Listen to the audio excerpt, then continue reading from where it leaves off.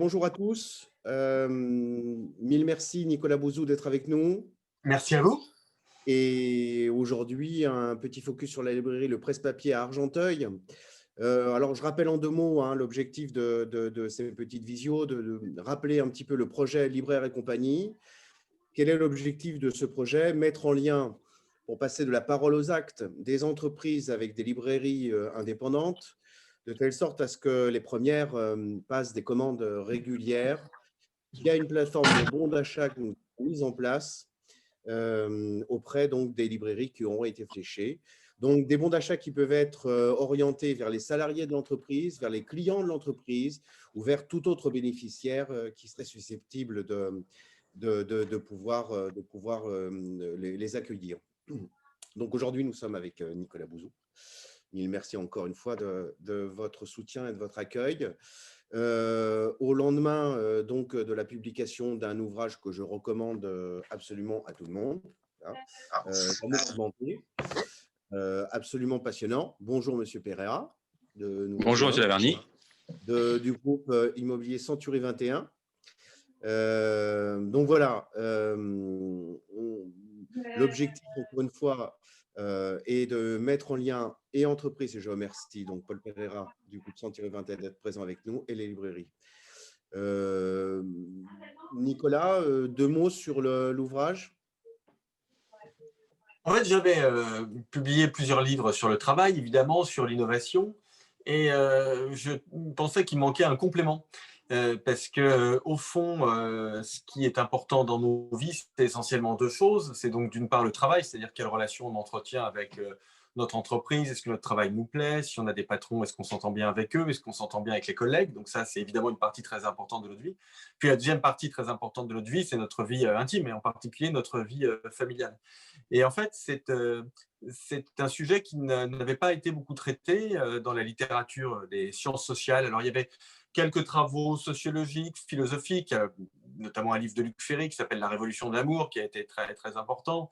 Il y a les livres d'Eva Illouz, bien évidemment, sur l'amour, mais qui sont une critique, on va dire, de la modernité amoureuse. Mais il n'y avait pas de livre qui, d'une part, explique où en est la famille. Et là, j'ai repris mes réflexes d'économiste, familier avec les chiffres et les statistiques, pour faire un point sur où en sont les mariages, où en sont les unions libres, où en sont les divorces, où en est le célibat. Est-ce que c'est un célibat qui est voulu, pas voulu? Donc, j'ai vraiment voulu faire un point sur ce sujet. Et puis, ensuite, j'ai voulu explorer quel pouvait être, au regard des évolutions sociologiques, mais aussi au regard des évolutions technologiques, quel pouvait être l'avenir du couple et de la famille.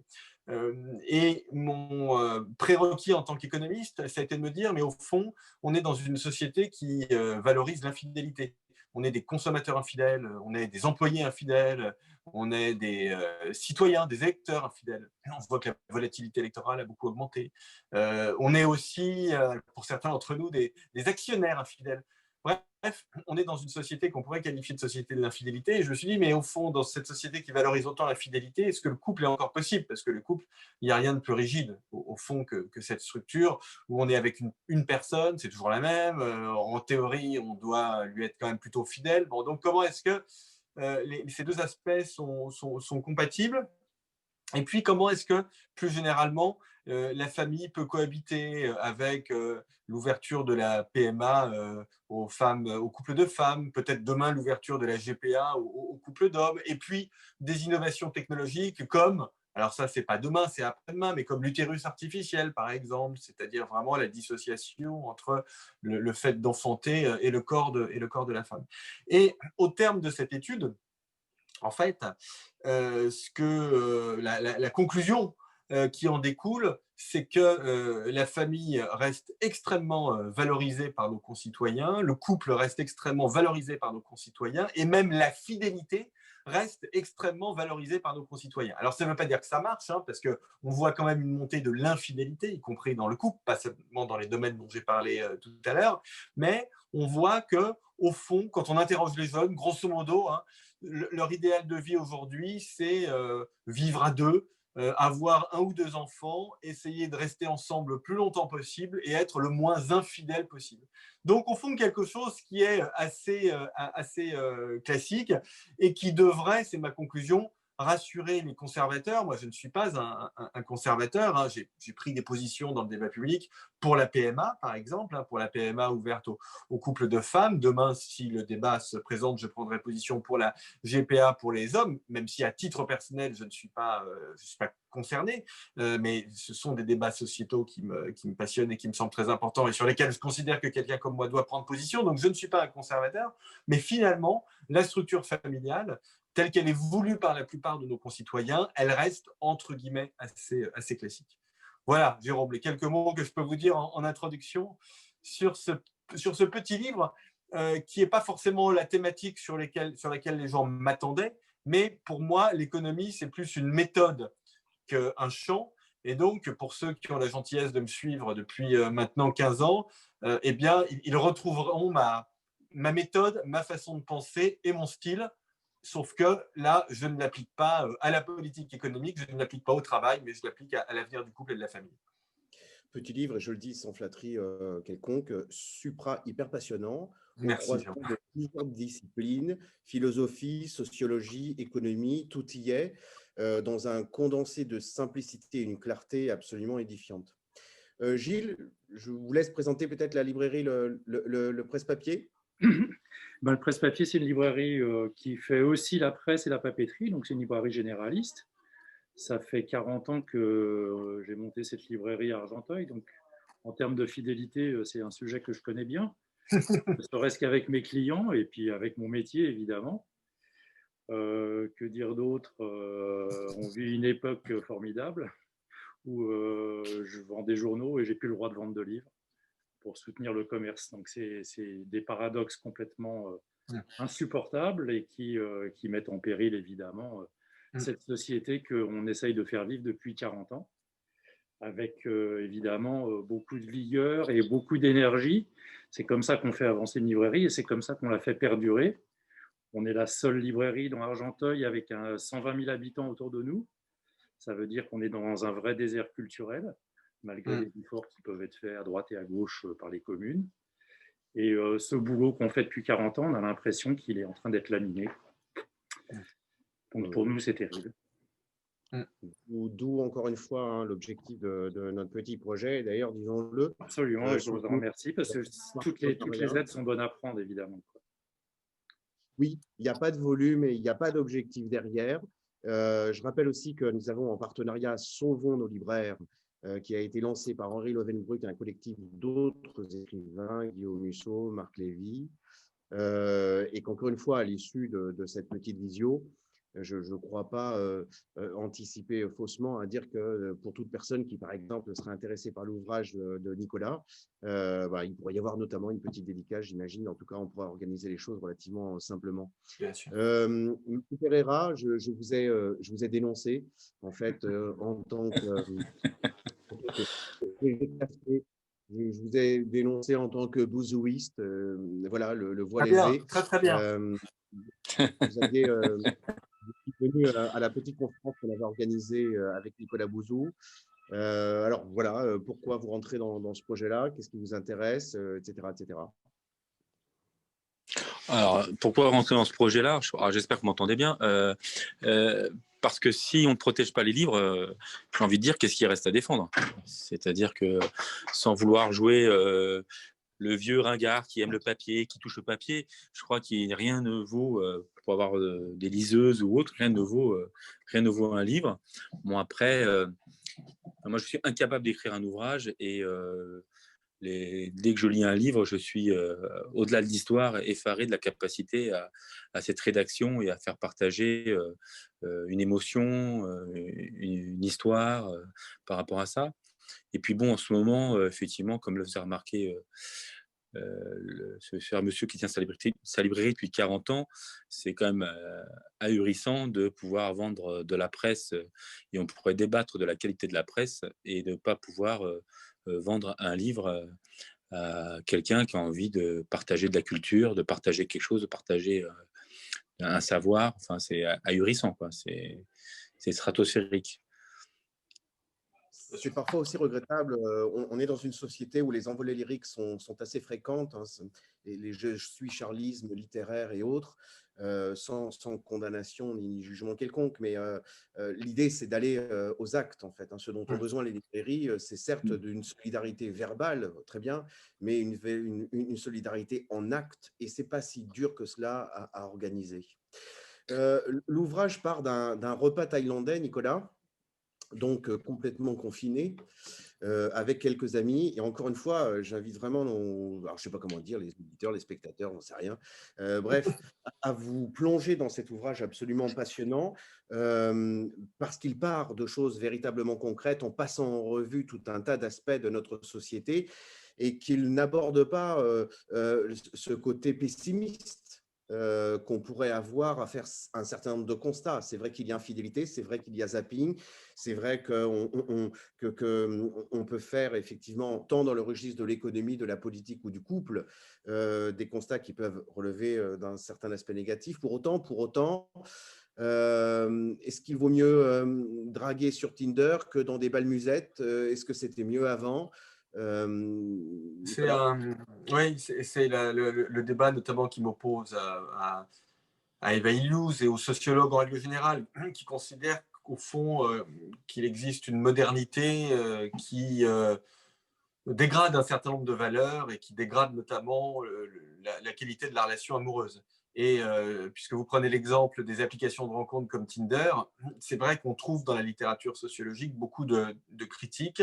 Alors la littérature sociologique, je dirais qu'elle est souvent par principe anticapitaliste et antilibérale, et très bien, ça se défend bien évidemment, mais du coup, elle va avoir tendance à considérer que le marché aujourd'hui emporte tout, qu'il dégrade la qualité de sentiments qui devraient rester authentiques, c'est-à-dire sans doute hors marché, et qu'en effet, c'était quand même bien mieux avant. C'est-à-dire que la boîte de nuit, c'était mieux que Tinder, le bal musette, c'était mieux que la boîte de nuit, et le chevalier qui allait délivrer les princesses, c'était mieux que le bal musette. Je pense que c'est vraiment une illusion rétrospective.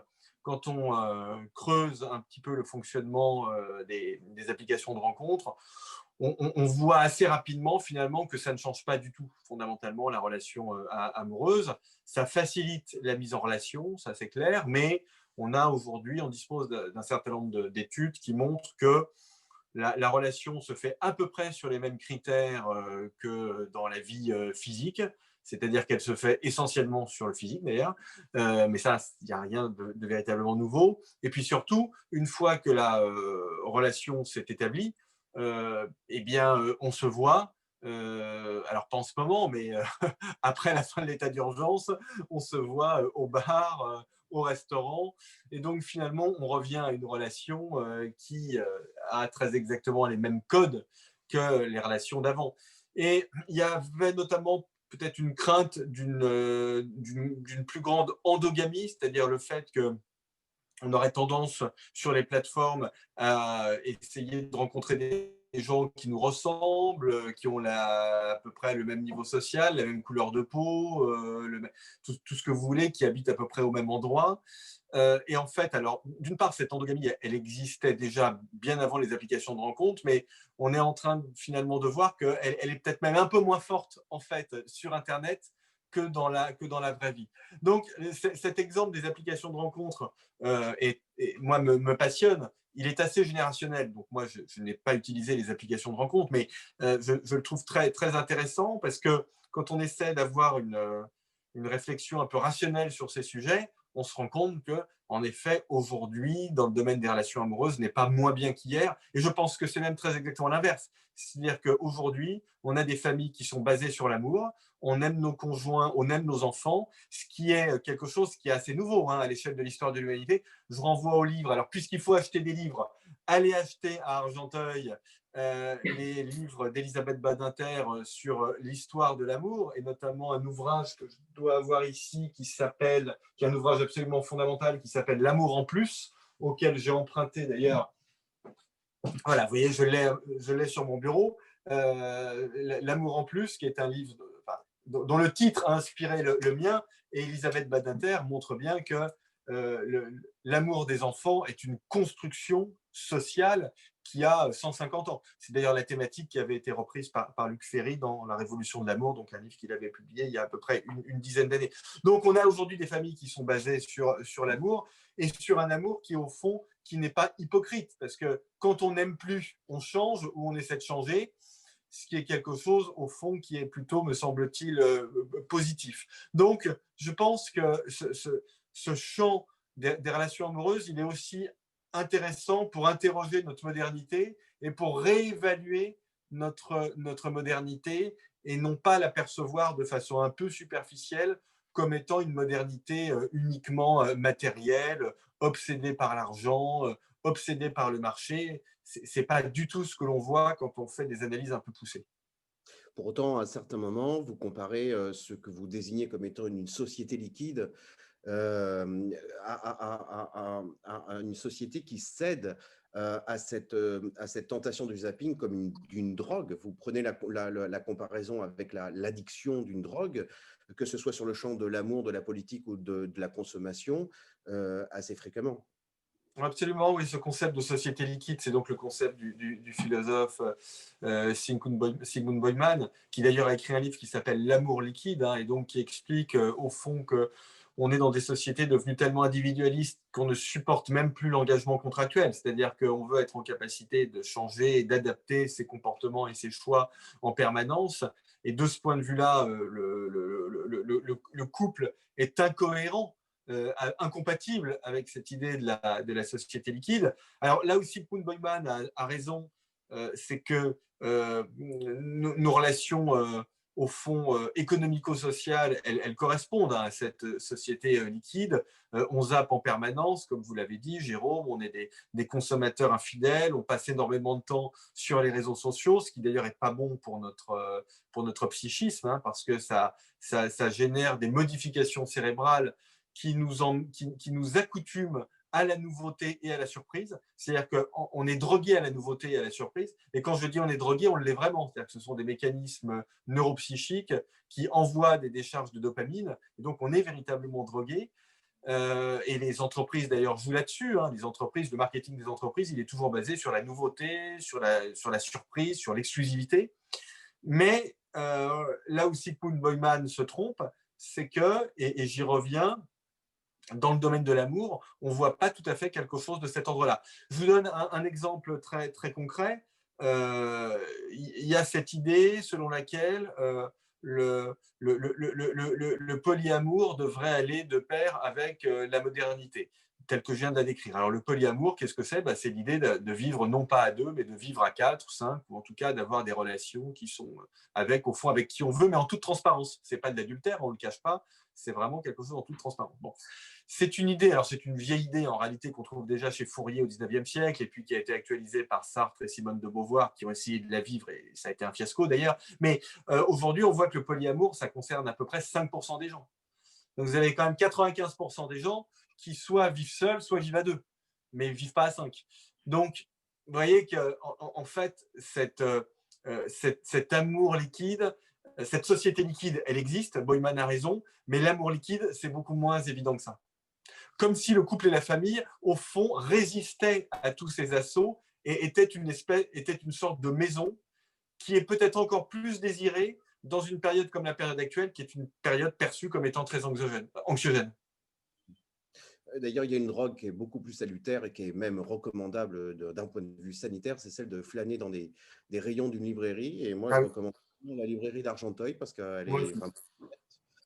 Gilles, est-ce que vous sentez une aspiration dans les gens qui poussent la porte, enfin qui poussaient la porte et qui pousseront la porte peut-être très très prochainement, une aspiration à des ouvrages de philosophie, sociologie, en tout cas des choses qui précisément vont aux antipodes de ce zapping propre aux réseaux sociaux?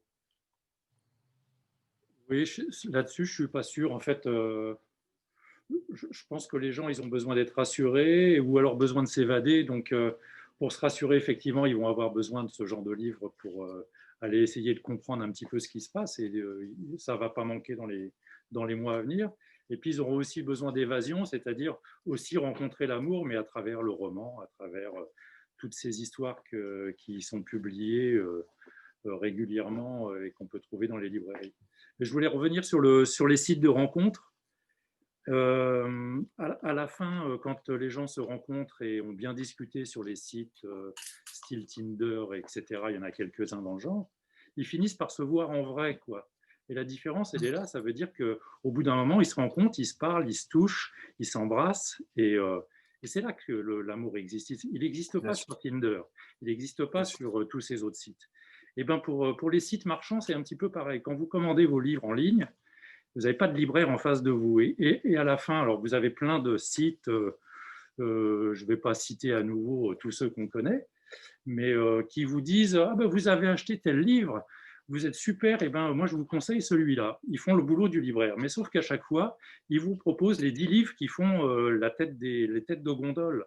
C'est ça la différence entre le libraire et le site marchand, quoi.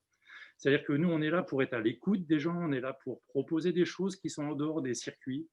On est là pour proposer des livres qui ne sont pas encore connus, des auteurs qu'on va découvrir dans les prochaines années. Et si on n'a plus que des sites marchands, qu'on n'a plus le contact avec son libraire, on a toute une partie de l'édition qui va tomber en miettes. Et ça, c'est vraiment un désastre. Voilà, c'est à ça que me faisait penser le livre de Nicolas Bouzou sur les sites. C'est vrai que c'est indispensable parce qu'on voit bien que des sites comme Tinder, c'est ni plus ni moins que d'élargir sa surface commerciale, quoi. C'est-à-dire qu'avant, on épousait sa collègue ou sa voisine ou sa belle-sœur, mais celle qu'on a rencontrée au mariage de son beau-frère. Et maintenant, on peut épouser celle qui habite au bout du monde. C'est ça qui est formidable. Ça, c'est génial. Sauf qu'à la fin, il faut la voir en vrai. Et ça, il n'y a pas de site qui peuvent le faire encore. Sinon, on est dans la science-fiction. Je peux ajouter, Jérôme, quelque chose par rapport à ça, parce qu'il faut bien comprendre que les libraires, ce n'est pas simplement les libraires. C'est-à-dire que nous, on vit grâce aux libraires et les auteurs ne peuvent pas vivre uniquement grâce aux sites marchands et les éditeurs ne peuvent pas vivre uniquement grâce aux sites marchands parce qu'on a besoin d'avoir des gens qui, de façon extrêmement visible, proposent des livres. Et donc, ne pas aller chez son libraire, c'est pas simplement condamner son libraire, c'est à terme condamner aussi le monde de l'édition et le monde des écrivains. Donc, c'est très important. Oui, tout à fait. D'où la compatibilité, en tout cas, confère un autre ouvrage de Nicolas, entre la technologie qui nous permet, par exemple, de tenir ces Exactement. Bien sûr. mais qui n'enlève pas en fait le contact humain, que ce soit en termes d'amour et que ce soit dans le conseil, dans le conseil d'un ouvrage.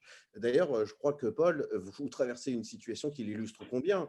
Oui, la technologie, ça permet de faire une visite virtuelle d'un appartement et d'une maison, mais on ne peut pas imaginer un seul instant qu'une transaction soit définitivement bouclée sur la seule base d'une visite vidéo. Oui, alors il y a cette partie métier, effectivement, c'est qu'on ne peut pas tout dématérialiser. On peut simplifier la relation entre le professionnel et le client, mais à un moment donné, l'interaction humaine est indispensable et obligatoire, que ce soit tant pour un libraire. Moi, je suis incapable d'acheter un livre qu'on ne m'a pas recommandé. Je ne suis pas assez féru de la chose pour pouvoir le faire. Et il en va de même, je pense, dans l'achat immobilier. On a toujours la question qu'il faut poser et que seul l'être humain pourra répondre. Mais de manière générale, toute la digitalisation et tous les sites marchands, en réalité, les gens vont voir d'abord sur place et vont utiliser Internet pour acheter moins cher, en cherchant un prix, ou alors les sites proposent effectivement le retour gratuit de l'ensemble de toutes les choses qu'ils peuvent acheter, ce qui les rassure sur la capacité à d'abord toucher l'article avant de pouvoir en faire l'acquisition définitive.